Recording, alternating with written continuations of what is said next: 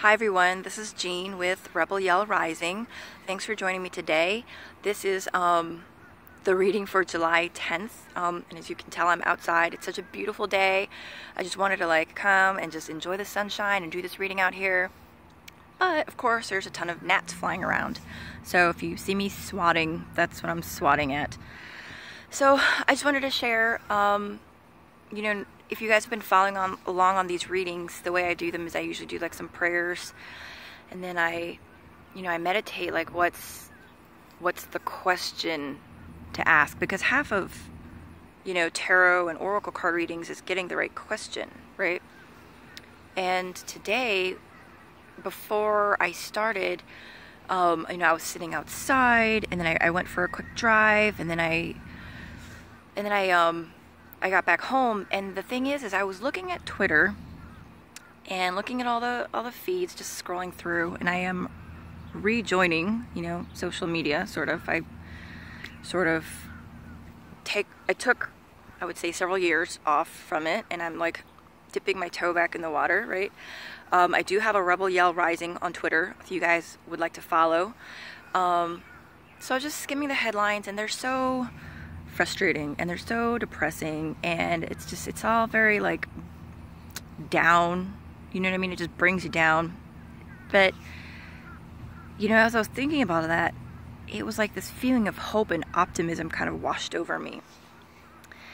And I mean, it was very in stark contrast to what I had been reading. And I know it wasn't because of the feeds, but it was almost just sort of this feeling of hope, like a message to not let it bother you, not let it get you down, because it's more than that. There is more than that. That God, the great architect of the universe, I like to say, because I feel like it really kind of exemplifies what I feel God is. And it's to not worry, not let it get you down, because there's something good coming. I mean, it might not be today or tomorrow or this month, but all of this frustration, it's all part of the grand plan, right? So feeling that optimism and hope, and I just felt happy all of a sudden. And I will tell you guys that I was watching Doreen Virtue's readings. I had taken a break from hers also for a couple of months now, but for some reason I just felt really inclined to watch her videos today, and it really helped inspire me a little bit. And one of the things that she mentions in the second part of her readings was when you're praying or you're meditating, to really focus on saying, how can I align myself with God's plan for myself? And you can substitute the words for however you feel comfortable, whatever your beliefs are. Ask the universe, how can I align with the universe's plan for me?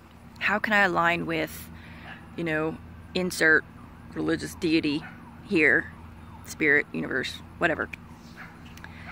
So again, as I was doing the readings, that was the question that I asked. What can we do to align ourselves with God or our higher self's purpose for us, right? Individually. So I drew a card for today, and I have not looked at it yet. I just wanted to share it with you guys all while I was out here. My neighbors, I think I hear walking around. And so for today, the card is Son of Cups. Okay? Give me a second. I just like to absorb the energy.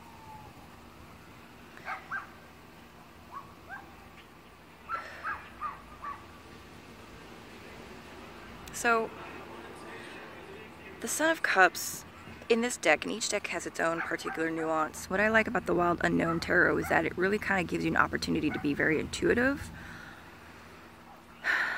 So, I'm really drawn to two separate things. I feel like there's two separate messages here. The Swan, first, right? There's a soft beauty to it. Now, if you've ever seen a swan get defensive, they can be kind of dangerous and scary, right? Like us. But there is a soft beauty to them. They're graceful, they're beautiful, and they look soft, right? Embrace that side of yourself, embrace those aspects. Because just like the swan, if you've ever seen it sitting there like on a lake or a pond or wherever, they're very elegant and graceful, dignified, I don't know what the word is, but almost like a silent strength, right? In the military world, there is a term known as like the silent professional, right?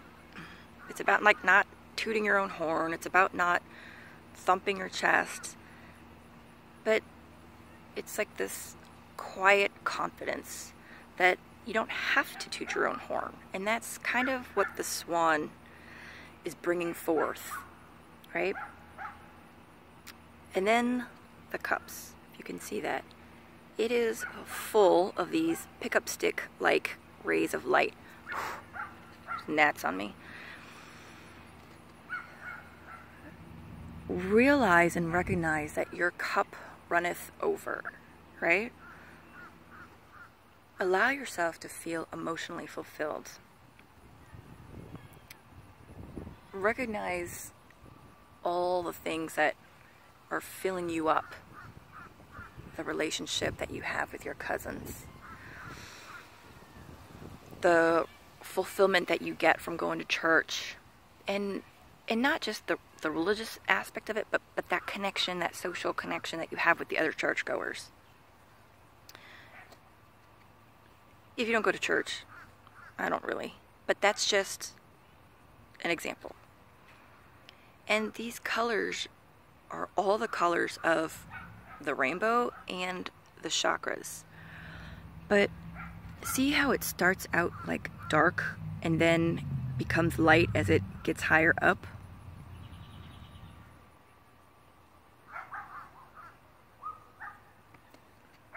There's a lot of negative energy in all of us. And I don't mean like that we're evil, but I mean like we all carry sadness. We all carry despair at times, grief, right? Transmute it into love, into that confidence, into passion. Speak whatever it is that you need to say. Speak your truth, right? But part of that is knowing your truth first. And then when you speak your truth, speak it, but don't ram it down someone's throat. That's the swan part. It's the silent strength.